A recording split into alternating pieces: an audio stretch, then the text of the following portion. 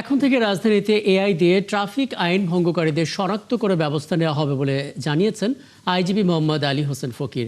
ভারপ্রাপ্ত DMP commissioner Mohammad Sarwar জানিয়েছেন, রাজধানীর গুরুত্বপূর্ণ 23টি মোড়ে বসানো পিটিজেড প্রযুক্তির সিসি ক্যাম দিয়েই বৃহস্পতিবার থেকে আইন ভঙ্গকারীদের বিরুদ্ধে মামলা দেওয়া হবে। এর আগে শুধু মালিকদের বিরুদ্ধে মামলা হলেও এবার বিএটি এর সাথে চুক্তির মাধ্যমে তাদের যে ডেটাবেস সেটা ধরেই মামলা দেওয়া হবে। ফলে ড্রাইভাররাও থাকবেন সেই মামলার মধ্যে। নাদিয়া শামিনের রিপোর্টে বিস্তারিত। ট্রাফিক ব্যবস্থাপনা, বাড়ি ভাড়ার তথ্য কিংবা হোটেলে অতিথির হিসাব নিকাশ এবার হবে অত্যাধুনিক প্রযুক্তির মাধ্যমে। আর এ লক্ষ্যে 9টি সফটওয়্যার সিস্টেম ও অনলাইন প্ল্যাটফর্ম উদ্বোধন করেন পুলিশ মহাপরিদর্শক। বুধবার ডিএমপি সদর দপ্তরে এর উদ্বোধনী অনুষ্ঠানে তিনি জানান, এসব সফটওয়্যার বাস্তবায়িত হলে পুলিশের কাজে গতি ও জবাবদিহিতা বাড়বে। এর মাধ্যমে কৃত্রিম বুদ্ধিমত্তা ব্যবহার করে ট্রাফিক আইন ভঙ্গকারীদের দ্রুত শনাক্ত করা সম্ভব হবে। হোটেল বর্ডার ইনফরমেশন সিস্টেম নগরী আবাসিক হোটেলগুলোতে অবস্থানরত অতিথিদের তথ্য ব্যবস্থাপনাকে আরো সুশৃঙ্খল নিরাপদ করবে।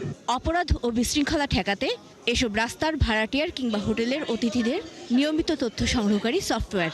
রোড মডিফিকেশন করে বা ক্রসিং মডিফিকেশন করে প্রায় 70টার উপর এলাকায় ঢাকা শহরের ট্রাফিক জ্যাম সহনীয় পর্যায়ে নিয়ে আসা হয়েছে। ঢাকা এলিভেটেড এক্সপ্রেসওয়েতে আগে যেখানে 3 শতাধিক ব্যক্তি বা ড্রাইভার ভায়োলেশন করতো, সেটা কমে এসে এখন 30-এর নিচে নেমে আসে। এদিকে ডিএমপি কমিশনার জানান, ট্রাফিক আইন ভঙ্গের জন্য ম্যানুয়ালের পাশাপাশি এখন ডিজিটাল মামলাও হচ্ছে।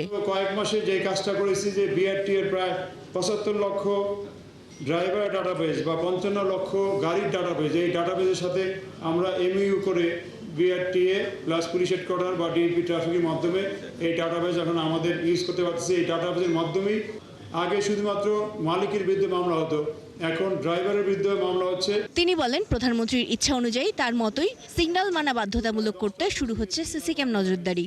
এই 23টা ক্রসিং সহ বিভিন্ন গুরুত্বপূর্ণ ক্রসিংয়ে আমরা উন্নত মানের পিটিজেড সিসি ক্যামেরা ইনস্টল করে এই সফটওয়্যারের মাধ্যমেই কালকে থেকেই আমরা মামলা শুরু করব।